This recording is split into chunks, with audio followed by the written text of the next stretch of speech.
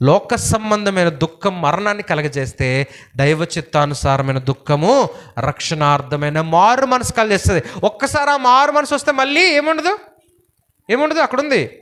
అట్టి మారు మనసు, ఈ మారు మనసు దుఃఖము పుట్టించదు. స్తోత్రం చెప్దు హల్లెలూయా.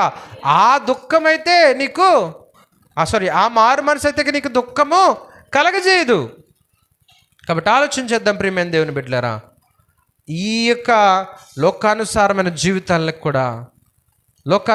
జీవితాల్లో మనం పొందుతున్నటువంటి పాపాన్ని బట్టి వచ్చినటువంటి మరణాన్ని కూడా తప్పించడానికే ప్రభువైన యేసుక్రీస్తు లోకానికి వచ్చారు.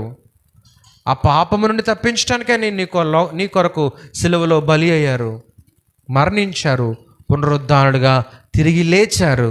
కాబట్టి ఈరోజు నువ్వు ప్రభువు యొక్క మరణము కొరకు నువ్వు దుఃఖపడొద్దు, కానీ ఆ మరణము ఎందుకో గ్రహించుకొని దుఃఖపడు.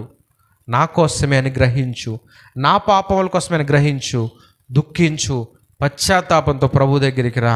ప్రభు నీ యొక్క కన్నీరు తుడుస్తాడు, నిన్ను క్షమిస్తాడు.